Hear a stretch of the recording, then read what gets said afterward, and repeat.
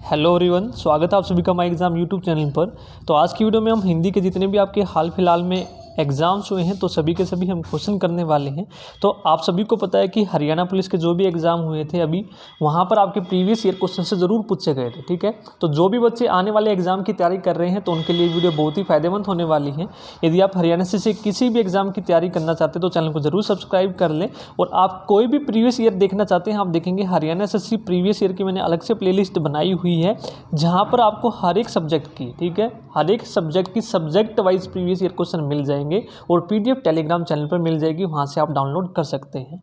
Start करते हैं। आज की वीडियो का फर्स्ट क्वेश्चन है, मैं पढ़ता हूँ यह वाक्य कृतवाच्य में है तो भाववाच्य में बदलना है आपको। ठीक है, तो आपको किस में बदलना है? भाववाच्य में।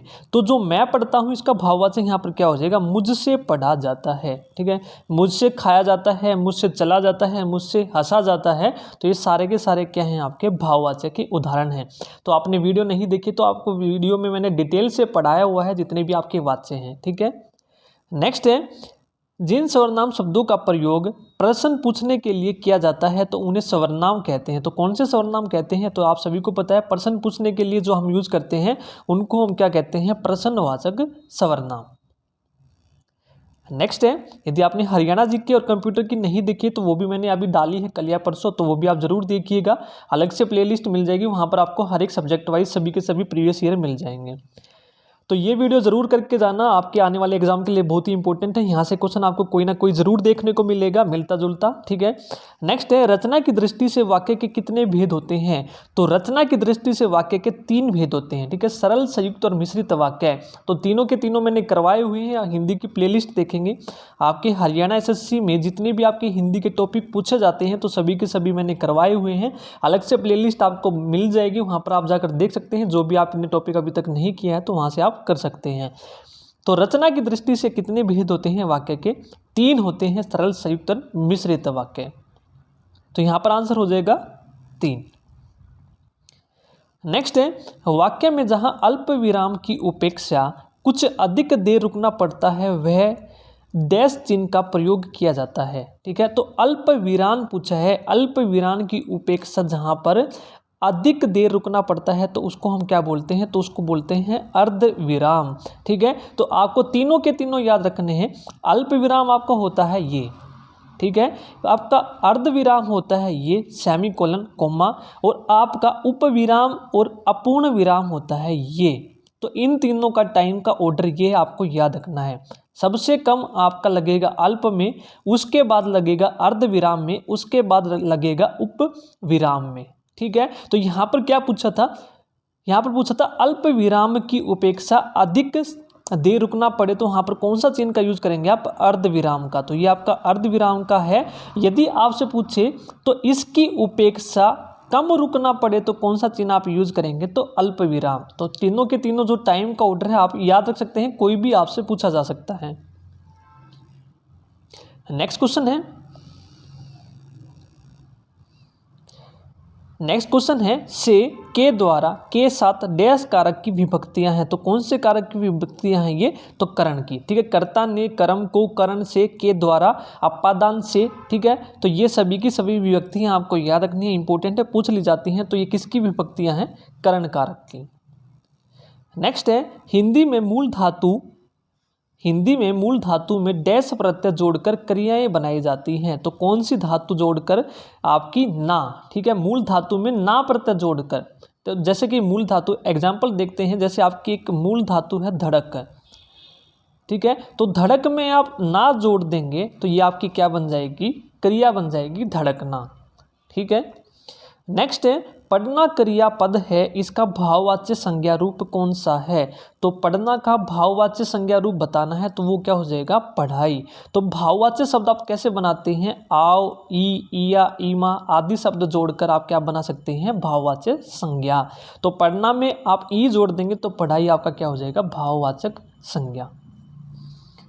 नेक्स्ट है, शब्द के जिस रूप से एक अथवा एक से अधिक होने का बोध हो उसे क्या कहते हैं? तो हमें वचन से पता चलता है कि एक है या एक से अधिक है। ठीक है, आप कहते हैं ना एक वचन बहुवचन, एक है तो एक वचन, एक से अधिक है तो बहुवचन। तो किससे पता चलता है? वो वचन से। नेक्स्ट क्वेश्चन करते हैं। यदि आपको वीडियो पसंद आ रही तो प्लीज़ वीडियो को लाइक ज़रूर कीजिए और ज़्यादा से ज़्यादा ज़रूर शेयर कीजिए। जितना ज़्यादा आप सपोर्ट करेंगे उतना ही मुझे मोटिवेशन मिलेगा आपके लिए वीडियो लाने के लिए, ठीक है। तो प्लीज़ ज़्यादा से ज़्यादा ज़रूर शेयर कीजिए, लाइक ज़रूर कीजिए और कमेंट करके ज़रूर बताइएगा आपको वीडियो कैसी लगी। नेक्स्ट क्वेश्चन है, जो शब्द किसी जाति अथवा एक सी वस्तु का बोध कराते हैं उन्हें डैश संज्ञा कहते हैं। तो जाति का बोध कराने वाले शब्द कौन से होते हैं, वो आपके होते हैं जातिवाचक संज्ञा, ठीक है, जातिवाचक संज्ञा। नेक्स्ट है, आदान का विलोम बताना है आपको। तो आदान का विलोम क्या होगा, प्रदान, आदान प्रदान। नेक्स्ट है, संज्ञा एवं सर्वनाम के जिस रूप से उसका संबंध वाक्य के दूसरे शब्दों के साथ जाना जाए उसे क्या कहते हैं। तो उसको क्या बोलते हैं, कारक बोलते हैं। क्या बोलते हैं, कारक। नेक्स्ट है, वर्णों या अक्षरों के सार्थक समूह को क्या कहते हैं। तो वर्णों के सार्थक समूह को हम क्या कहते हैं, शब्द, ठीक है। वर्णों के सार्थक समूह को क्या कहते हैं, हम शब्द कहते हैं। वर्ण से अक्षर बनता है, अक्षर से आपका शब्द बनता है, ठीक है। ये ऑर्डर भी आपको याद रखना है, सबसे छोटा आपका वर्ण, फिर अक्षर, फिर आपका शब्द, ठीक है। नेक्स्ट क्वेश्चन है, तो ये सभी के सभी क्वेश्चन आपके इंपॉर्टेंट हैं, प्रीवियस ईयर क्वेश्चन आपके रिपीट हो जाते हैं कई बार एग्जाम में। नेक्स्ट है, डैश का प्रयोग भाषा में चमत्कार उत्पन्न करने तथा कथन को सजीव एवं प्रभावशाली बनाने के लिए किया जाता है।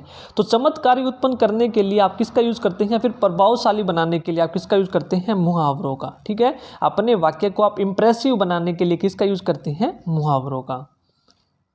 नेक्स्ट है, अध्यापक छात्रों से निबंध लिखवाते हैं, यह वाक्य डैश क्रिया का उदाहरण है। तो किसी अन्य से कार्य करवाना, ठीक है, खुद कार्य ना करके किसी अन्य से कार्य करवाना, तो उसको हम क्या बोलते हैं, प्रेरणार्थक क्रिया, ठीक है। किसी अन्य से कार्य करवाना, जैसे अध्यापक छात्रों से निबंध पढ़वाते हैं, ठीक है। हलवाई, ठीक है, किसी दूसरे से क्या बनवाता है, मिठाई बनवाता है। इस तरह से जो खुद कार्य ना करके, ठीक है, माँ बच्चे से किताब पढ़वाती है, तो ये अन्य को क्या करके प्रेरणा देकर कोई काम करवाना, उसको हम क्या बोलते हैं, प्रेरणार्थक क्रिया। नेक्स्ट है, परस्पर संबंध रखने वाले दो या दो से अधिक शब्दों के मेल से जब एक स्वतंत्र शब्द की रचना होती है तो इस मेल को हम क्या बोलते हैं, तो इसको बोलते हैं समास, ठीक है। परस्पर संबंध, ये आपको याद रखना है, परस्पर संबंध रखने वाले दो या दो से अधिक शब्दों के मेल से जो बनता है स्वतंत्र शब्द, उसको हम क्या बोलते हैं, समास बोलते हैं। नेक्स्ट है, जहां किसी वस्तु या बात का बहुत बड़ा चढ़ाकर वर्णन या प्रशंसा की जाए वह क्या अलंकार होता है। तो अतिशयोक्ति अलंकार बोलते हैं हम। अभी अलंकार की वीडियो मैंने डाली थी, वहां पर भी बताया था। अतिशयोक्ति का मतलब क्या होता है, जहां पर कोई बात बड़ा चढ़ाकर पेश की जाए किसी के सामने। नेक्स्ट क्वेश्चन है, अविकारी शब्द के कितने भेद होते हैं। जो आपके अविकारी शब्द हैं उसके कितने भेद होते हैं। तो अविकारी शब्द के कितने भेद होते हैं, 4 होते हैं, ठीक है। तो रूप के आधार पर हम विभाजित करते हैं किसका, शब्दों का, विकारी और अविकारी। तो विकारी भी 4 होते हैं और अविकारी भी अपने 4 होते हैं। और 4 कौन कौन से होते हैं, क्रिया विशेषण, संबंध बोधक, समुच्चय बोधक और विस्मयादि बोधक, ठीक है। याद रखने हैं आपको, सिर्फ ये रखने हैं अविकारी कितने होते हैं आपके 4। विकारी पूछे वो भी आपके 4 होते हैं। नेक्स्ट है, पुष्कर का तद्भव शब्द क्या है। तो तत्सम शब्द भी होते हैं जो हम ज्यों के त्यों यूज करते हैं संस्कृत के, और तद्भव होता है बिगड़ा हुआ रूप, ठीक है। तो इसका तद्भव क्या हो जाएगा, पोखर, ठीक है। पुष्कर का तद्भव यानी कि बिगड़ा रूप क्या हो जाएगा, पोखर। नेक्स्ट क्वेश्चन है, क्रय शब्द का विलोम शब्द क्या होगा। तो क्रय का क्या हो जाएगा, विक्रय। नेक्स्ट है, जिन शब्दों का एक ही अर्थ होता है वे डैश शब्द कहलाते हैं। तो जिनका एक ही अर्थ होता है एकार्थी, ठीक है। जिनके अनेक अर्थ होते हैं उनके अनेकार्थी। जिनके समान अर्थ होते हैं उनको हम क्या बोलते हैं, पर्यायवाची। नेक्स्ट हम करते हैं अब, नेक्स्ट है, जिस शब्द से किसी काम के करने अथवा होने का बोध हो उसे क्या बोलते हैं। तो उसको हम क्या बोलते हैं, क्रिया, ठीक है। काम के करने या होने का जिससे बोध हो उसको हम क्या बोलते हैं, क्रिया कहते हैं। नेक्स्ट है अन्योक्ति अलंकार किसे कहते हैं? अन्य युक्ति, ठीक है, किसी की अन्य के द्वारा किसी की बात कहना, प्रस्तुत करना अन्य के माध्यम से, उसको हम क्या बोलते हैं? अन्य युक्ति। यानी कि जहां अप्रस्तुत वस्तु के वर्णन से प्रस्तुत अर्थ की प्रतीति हो, अर्थात जो कहा जाए उससे अलग किसी अन्य अर्थ का बोध हो। आप कह कुछ रहे हैं लेकिन उसका अर्थ जो है कुछ और हो, ठीक है, उसको क्या बोलते हैं? अन्य युक्ति। नेक्स्ट है शब्दों को संक्षिप्त रूप में से लिखने के लिए डैश चिन्ह का यूज करते हैं, तो उनका हम यूज करते हैं लाघव चिन्हों का, ठीक है। संक्षिप्त रूप जो लिखते हैं यानी कि शॉर्ट फॉर्म जिसको हम बोलते हैं, लिखने के लिए हम लाघव चिन्हों का यूज करते हैं। जैसे आपको ईस्वी लिखना है तो इसका जो आप संक्षिप्त रूप लिखते हैं इस तरह से लिखते हैं ई और फिर लाघव चिन्ह, ठीक है, ईस्वी। तो ईसा पूर्व लिखना है तो आप कैसे लिखते हैं? ई पू और ये लाघव चिन्ह यानी कि ईसा पूर्व। नेक्स्ट है किसी क्षेत्र विशेष में बोली जाने वाली भाषा क्या कहती है? तो उसको हम क्या कहते हैं? बोली। किसी स्पेशल यानी कि किसी विशेष क्षेत्र में जो बोली जाने वाली भाषा उसको हम क्या बोलते हैं? बोली बोलते हैं। नेक्स्ट है मैं, हम, मेरा, हमारा, हमने, हमें आदि पुरुषवाचक सर्वनाम किस भेद के अंतर्गत आते हैं? तो वो किसके अंतर्गत आते हैं? उत्तम के, ठीक है। मैं आप सभी ने इंग्लिश में पढ़ा होगा first person, second person, third person. Hindi में ये होते हैं उत्तम, मध्यम और अन्य, ठीक है, उत्तम, मध्यम और अन्य। तो उत्तम के अंदर कौन कौन से आते हैं? फर्स्ट पर्सन यानी कि मैं, हम, मेरा, हमारा, हमने, हमें। नेक्स्ट है अपने क्षेत्र में बढ़ते अपराधों की जानकारी देने के लिए आप किसको पत्र लिखेंगे? यानी कि किसको पत्र लिखा जाता है तो हम किसको लिखते हैं? थाना अध्यक्ष को लिखते हैं। जो थाने का अध्यक्ष होता है उसको हम पत्र लिखते हैं।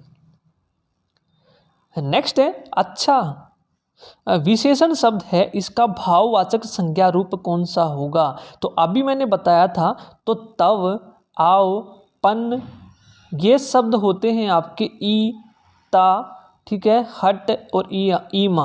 तो ये शब्द होते हैं जिनको हम जोड़कर भाववाचक संज्ञा बना सकते हैं।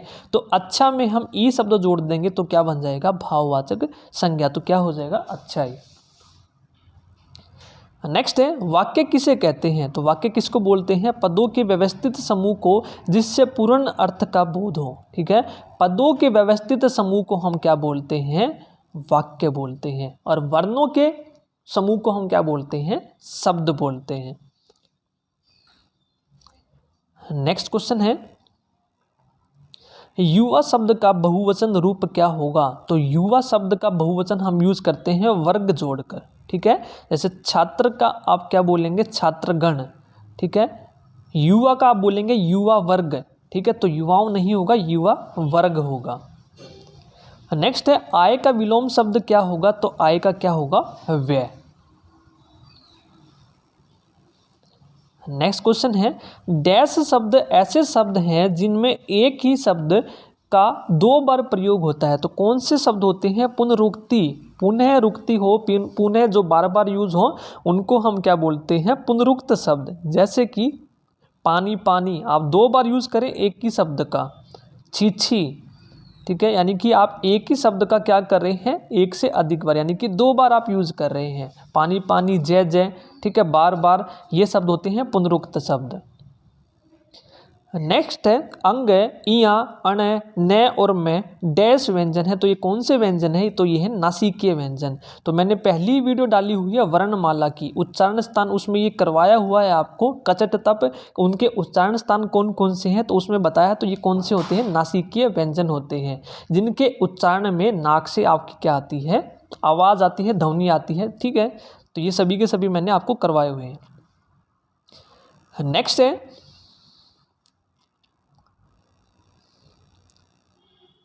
नेक्स्ट क्वेश्चन है बाहर कोई खड़ा है, यह वाक्य सर्वनाम के किस भेद का उदाहरण है? तो कोई खड़ा है, तो हमें नहीं पता कौन खड़ा है, तो वो क्या होता है? अनिश्चय। जिसका हमें पता नहीं हो कौन है तो क्या होगा? वो अनिश्चयवाचक सर्वनाम। नेक्स्ट है चार घोड़े दौड़ रहे हैं, वाक्य विशेषण के किस भेद का उदाहरण है? तो चार घोड़े यानी कि क्या बता रहे हैं? वो संख्या बता रहे हैं, तो क्या हो जाएगा? संख्यावाचक विशेषण। नेक्स्ट है भाषा की सबसे छोटी इकाई। तो भाषा की सबसे छोटी इकाई कौन सी होती है? वर्ण। ठीक है, तो वर्ण से अक्षर बनता है, अक्षर से शब्द बनता है, और शब्दों से मिलकर क्या बनता है? वाक्य में। ठीक है, तो सबसे छोटी इकाई कौन सी होगी? वर्ण होगी। नेक्स्ट है मान्यवर, सादर प्रणाम, आपका आज्ञाकारी आदि का प्रयोग डैश को पत्र लिखते समय प्रयोग में आता है। तो किसको लिखते हैं आप? अपने बड़ों को जब भी पत्र लिखते हैं तो आप यूज करते हैं सादर प्रणाम, आपका आज्ञाकारी आदि जो शब्द होते हैं। नेक्स्ट क्वेश्चन देखते हैं। नेक्स्ट है बच्चे शोर मचाते होंगे, यह वाक्य डैश वर्तमान काल का उदाहरण है। तो कौन सा वर्तमान काल है? तो शोर मचाते होंगे। अभी डाउट है, हमें पक्का नहीं पता कि बच्चे शोर मचा रहे हैं या नहीं मचा रहे हैं। ठीक है, तो यानी कि संदिग्ध जिसको हम बोलते हैं, यानी कि डाउटफुल। तो ये क्या होगा? संदिग्ध वर्तमान काल का उदाहरण है, शोर मचाते होंगे। ठीक है, संदेह है, अभी हमें पता नहीं है मचा रहे हैं या नहीं, वो तो जाकर पता लगेगा। ठीक है, तो डाउट में है तो उसको क्या बोलते हैं? संदिग्ध। नेक्स्ट है छात्रवृत्ति के लिए प्रार्थना पत्र जो डैश को लिखा जाता है। तो छात्रवृत्ति के लिए आप किसको लिखते हैं? प्रधानाचार्य को। नेक्स्ट है जो क्रिया विशेषण क्रिया के होने के स्थान का बोध कराते हैं उन्हें डैश क्रिया विशेषण कहते हैं। तो होने का, ठीक है, क्रिया के होने के स्थान का, तो इससे क्या होगा? स्थानवाचक। ठीक है। नेक्स्ट है कर्मवाच्य में क्रिया का प्रयोग कर्म के लिंग और वचन के अनुसार होता है तो इसे डैश प्रयोग कहते हैं। तो कर्म के अनुसार होता है तो उसको क्या बोलते हैं? कर्मणि। कर्ता के अनुसार हो तो कर्तरी, भाव के अनुसार हो तो भाव। ठीक है, तो कर्म के लिंग के वचन के अनुसार हो तो उसको क्या बोलेंगे? कर्मणि। नेक्स्ट क्वेश्चन है पक्षियों की आवाज पहचाननी है आपको। कोयल क्या करती है? तो कोयल की जो आवाज है वो क्या होती है? कुकुक्ति। ठीक है, क्या बोलते हैं उसको? कुक्ति। कुकू करती है कोयल, यानी कि क्या करती है? कुकती है। नेक्स्ट है अधिक मूलावस्था का शब्द है तो डैश उत्तरावस्था का रूप है। तो अधिक मूलावस्था का शब्द है तो इसका जो उत्तरावस्था होगा वो क्या हो जाएगा? अधिकतर, और इसका उत्तमावस्था क्या हो जाएगा? अधिकतम। ठीक है, अधिक, अधिकतर, अधिकतम। तो तीन अवस्थाएं होती हैं आपकी, मूलावस्था, उत्तरावस्था, उत्तमावस्था। ठीक है, तो तीनों आपको याद रखनी है। नेक्स्ट है मेह का तत्सम शब्द बताना है। तो मेह का जो तत्सम शब्द क्या होगा? मेघ।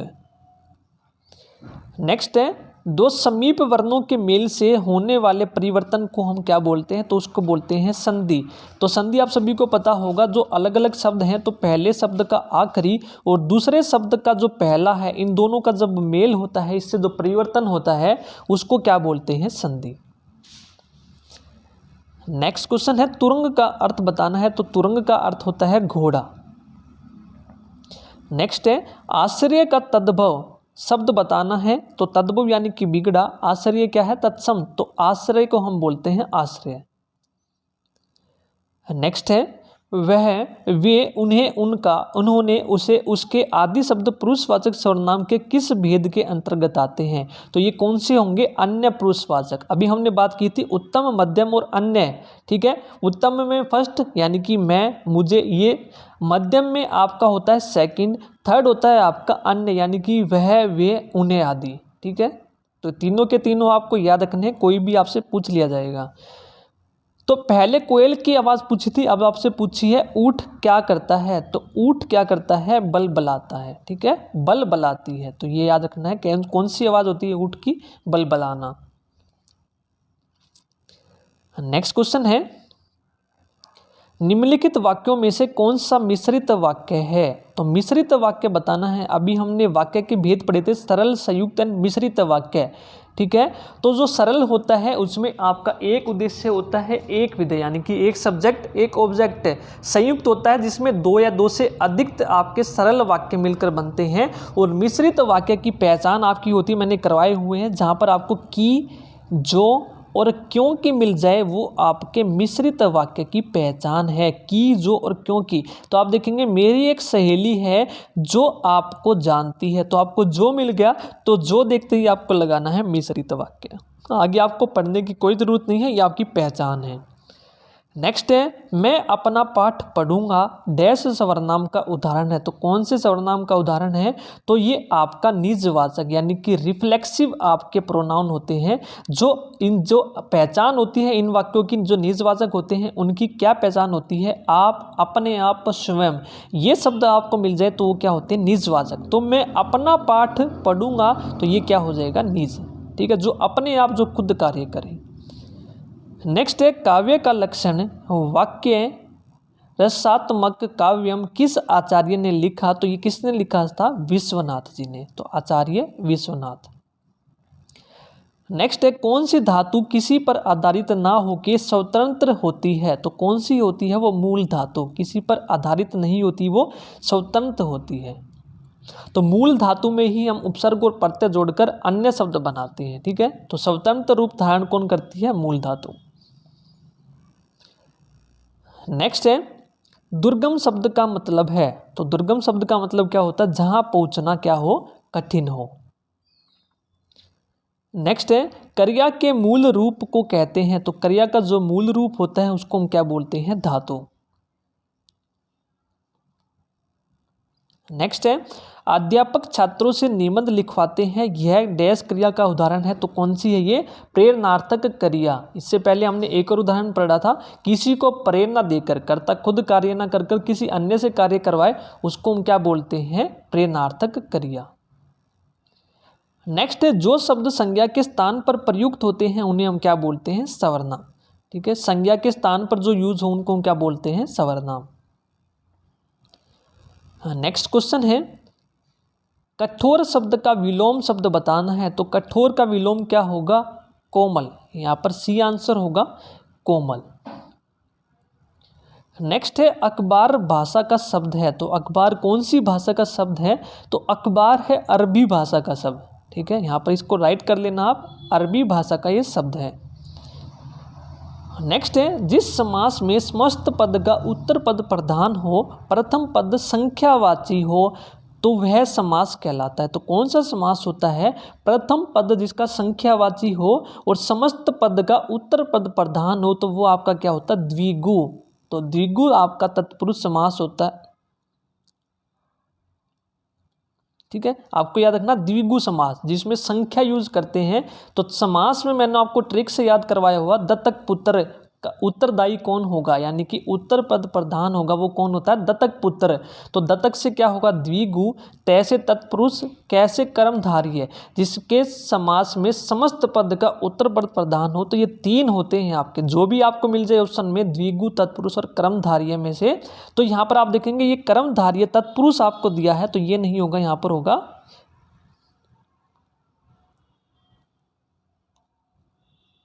सॉरी, संख्यावाचक दिया है यहाँ पर। ठीक है, आपको एक एडिशनल चीज़ ये भी दे दी यहाँ पर कि संख्या हो, तो संख्या किस में होती है? द्विगु में होती है। ठीक है, और जिसमें आपका पूर्व पद प्रधान होता है तो वो कौन सा होता है? अव्ययी।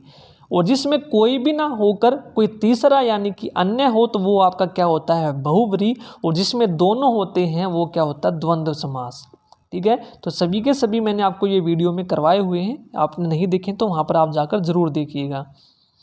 नेक्स्ट है दो भिन्न भिन्न व्यंजनों के परस्पर मेल को क्या कहते हैं? तो भिन्न भिन्न व्यंजनों के परस्पर मेल को हम क्या बोलते हैं? तो उसको बोलते हैं संयुक्त व्यंजन। ठीक है, जो अलग अलग व्यंजनों के मेल से बनकर मिलते हैं उनको बोलते हैं संयुक्त, जैसे कक्ष्य, त्रय, ज्ञ और श्रय। तो ये चार होते हैं आपके। ठीक है, कौन से होते हैं? संयुक्त। नेक्स्ट करते हैं चाचा का बहुवचन रूप क्या होगा? तो चाचा का बहुवचन क्या होगा? चाचा ही होगा। नेक्स्ट है मनः जमा हर। तो विसर्ग संधि का उदाहरण है आपका, तो ये क्या हो जाएगा? मनोहर। ठीक है, मनः जमा हर, मनोहर। नेक्स्ट है उन्नति का विलोम शब्द बताना है। तो उन्नति का विलोम शब्द क्या होगा? अवनति। नेक्स्ट है डैश विशेषण की तीसरी अवस्था है। तो विशेषण की हमने तीन अवस्थाएं पढ़ी है, मूला, उत्तरा और उत्तमा। तो तीसरी अवस्था आपसे पूछिए तो तीसरी कौन सी होगी? उत्तमा। ठीक है, अधिक, अधिकतर, अधिकतम। तो तीसरी कौन सी होगी? उत्तमा। नेक्स्ट क्वेश्चन है तो वीडियो को प्लीज़ लाइक ज़रूर कीजिए और कमेंट करके ज़रूर बताइएगा आपको वीडियो कैसी लगी। और आपने प्रीवियस ईयर के क्वेश्चन नहीं देखे तो वो भी आप ज़रूर करके जाइएगा, एग्जाम से पहले आपके इंपॉर्टेंट है। और हमने मैथ एंड रीजनिंग का क्रैश कोर्स भी किया हुआ है एग्जाम से पहले, वो भी आप ज़रूर देख के जाइएगा, हरियाणा पुलिस के बैच में आपको मिल जाएंगे। नेक्स्ट है दोनों हाथों में लड्डू लोकोक्ति का अर्थ है। तो दोनों हाथों में लड्डू होने का मतलब होता है लाभ ही लाभ होना। ठीक है, तो किसी भी ऑप्शन में आपका ये नहीं है तो क्या हो जाएगा, इनमें से कोई नहीं। ठीक है, दोनों हाथों में लड्डू होने का मतलब होता है लाभ ही लाभ होना। नेक्स्ट है हाथी धीरे धीरे चलता है, यह वाक्य क्रिया विशेषण का उदाहरण है। तो जो धीरे धीरे है ये क्या बता रहा है, हाथी की रीति बता रहा है कि वो कैसे कार्य करता है, तो वो धीरे धीरे चलता है। ठीक है, तो रीतिवाचक। नेक्स्ट है लिंग डैश शब्द का डैश भाषा का शब्द है। तो लिंग कौन सी भाषा का शब्द है, तो ये संस्कृत भाषा का शब्द है। नेक्स्ट है जिन वर्णों के उच्चारण के समय अन्य ध्वनियों का सहारा नहीं लेना पड़ता उनको हम क्या बोलते हैं, तो वो आपकी होती हैं स्वर। ठीक है, स्वर होती हैं जिनमें हम किसी अन्य ध्वनियों का सहारा नहीं लेते हैं, स्वतंत्र ध्वनियाँ होती हैं ये। नेक्स्ट क्वेश्चन है सर्वज्ञ का विलोम शब्द बताना है। तो सर्वज्ञ का क्या होगा, अल्पज्ञ। नेक्स्ट है हिंदी भाषा को 14 सितंबर डैश को राजभाषा घोषित किया गया। तो राजभाषा कब घोषित किया गया था, 14 सितंबर 1949 को। नेक्स्ट है पुष्प का पर्यायवाची। पुष्प का पर्यायवाची क्या हो जाएगा, कुसुम। नेक्स्ट है रुपया पैसा में कौन सा समास है। तो समास आप देखेंगे द्वंद्व समास की पहचान क्या होती है, जिस समास के समस्त पद के दोनों पद प्रधान हो, रुपया पैसा दोनों के दोनों प्रधान है, योजक चिन्ह से जुड़े हों।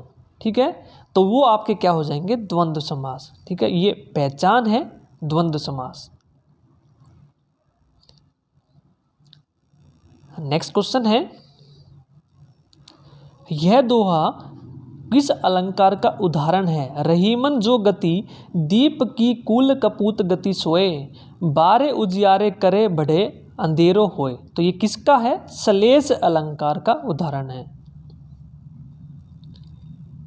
नेक्स्ट है जिस समस्त पद का उत्तर पद प्रधान हो तो उसे कौन सा समास कहते हैं। तो जिसका उत्तर पद अभी अभी मैंने बताया था दत्तक पुत्र, उत्तर कौन देगा, दत्तक पुत्र देगा। ये ट्रिक है, उत्तर कौन देगा, दत्तक पुत्र देगा। तो दत्तक से ये आप याद रखेंगे द्विगु तत्पुरुष और कर्मधारी है। तो जो भी आपको ऑप्शन में मिल जाए वही आंसर तीनों में से। तो यहाँ आप देखेंगे तत्पुरुष ऑप्शन में है।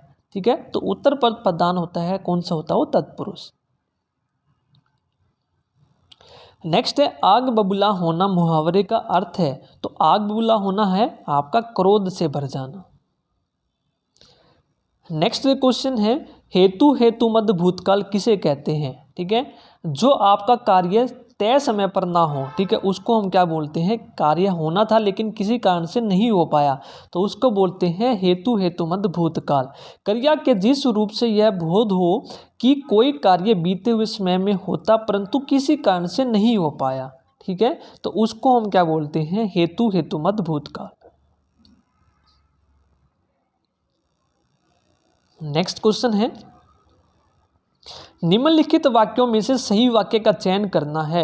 तो कौन सा वाक्य आपका सही है चारों में से, तो मुझे दिल्ली जाना है, ये आपका वाक्य बिल्कुल शुद्ध है, मुझे दिल्ली जाना है। नेक्स्ट है जहां किसी बात को अलग करके दिखाना हो वहां डैश का प्रयोग किया जाता है। तो किसी बात को अलग करके दिखाना हो तो वहां पर हम किसका यूज करते हैं, उपविराम का। ठीक है, कोलन का हम यूज करते हैं। ठीक है, अलग करके कोई बात हमें दिखानी हो। नेक्स्ट है हिंदी भाषी लोगों की संख्या की दृष्टि से विश्व में इसका स्थान क्या है। जो हिंदी भाषी लोग हैं इनकी संख्या की दृष्टि से विश्व में कौन सा स्थान है, तीसरा स्थान है। पहले नंबर पर कौन है, अंग्रेजी वाले। नेक्स्ट है प्रेरणार्थक क्रिया किसे कहते हैं। अभी अभी हमने प्रीवियस क्वेश्चन में भी किया है प्रेरणार्थक क्रिया के उदाहरण। तो जो क्रियाएं कर्ता द्वारा स्वयं कार्य ना करके किसी अन्य व्यक्ति को कार्य करने के लिए प्रेरित करने का बोध कराती हैं उसको क्या बोलते हैं, प्रेरणार्थक क्रिया। ठीक है, इसके उदाहरण हम पहले कर चुके हैं, जो किसी अन्य को प्रेरित करके काम करवाए, खुद कार्य ना करके। नेक्स्ट क्वेश्चन है के साथ, के पास, के अंदर, के ऊपर, के नीचे, ये शब्द किस अव्यय के अंतर्गत आते हैं? तो ये आते हैं संबंध बोधक के अंतर्गत। नेक्स्ट है डैश शब्द का वह रूप है जिससे यह पता चलता है कि उसका प्रयोग एक के लिए हुआ है या अनेक के लिए। तो वो कौन बताता है हमें? वचन, एक वचन और बहुवचन।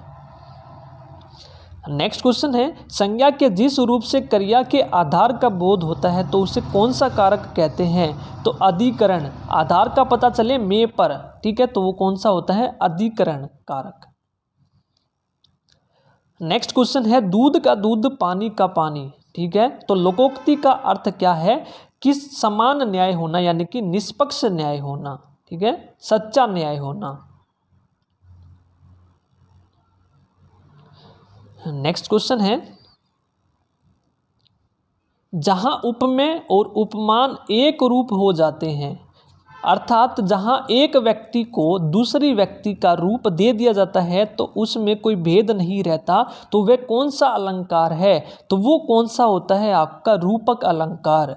तो जैसे आप देखेंगे उदाहरण मुख चंद्र है, ठीक है, मुख चंद्र है, मुख को यहाँ पर क्या बता दिया? चंद्र बता दिया, ठीक है, एक को दूसरे का क्या दे दिया? यहाँ पर रूप दे दिया, तो ये क्या हो जाएगा? रूपक अलंकार। नेक्स्ट है टिकट कौन सी भाषा का शब्द है? तो टिकट किसी अंग्रेजी भाषा का शब्द है, ठीक है, कौन सी का है? अंग्रेजी का। नेक्स्ट है जो शब्द संज्ञा या सर्वनाम शब्द के गुण दोष आदि का बोध कराएं उसे कौन सा विशेषण कहते हैं? तो जो गुण दोष का बोध कराए उसको क्या बोलते हैं? गुणवाचक विशेषण। नेक्स्ट क्वेश्चन है हिंदी एवं संस्कृत भाषा की लिपि, तो दोनों की लिपि कौन सी है? देवनागरी। दोनों की कौन सी है? देवनागरी। नेक्स्ट क्वेश्चन है सकाम का विलोम शब्द क्या होगा? तो सकाम का जो विलोम होगा क्या होगा? वो निष्काम, ठीक है, सकाम निष्काम। नेक्स्ट क्वेश्चन है समान अर्थ रखने वाले शब्दों को क्या कहते हैं? जिन शब्दों के समान अर्थ होते हैं उनको हम क्या बोलते हैं? पर्यायवाची शब्द। तत्सम वो होते हैं जो संस्कृत के हम जो के तो यूज करते हैं, देशज वो होते हैं जो किसी देश से उपजे हों, ठीक है, ये भी आपको याद रखने पूछ लिए जाते हैं। नेक्स्ट है भवन शब्द का बहुवचन रूप क्या होगा? तो भवन का क्या होगा? भवन ही होगा। जैसे हमने चाचा का पढ़ा था, तो चाचा का बहुवचन क्या होगा? चाचा। नेक्स्ट है वर्णों के व्यवस्थित समूह को क्या कहते हैं? तो वर्णों के व्यवस्थित समूह को क्या बोलते हैं? वर्णमाला, ठीक है, वर्णों के व्यवस्थित समूह को क्या बोलते हैं? वर्णमाला, वर्णों की माला।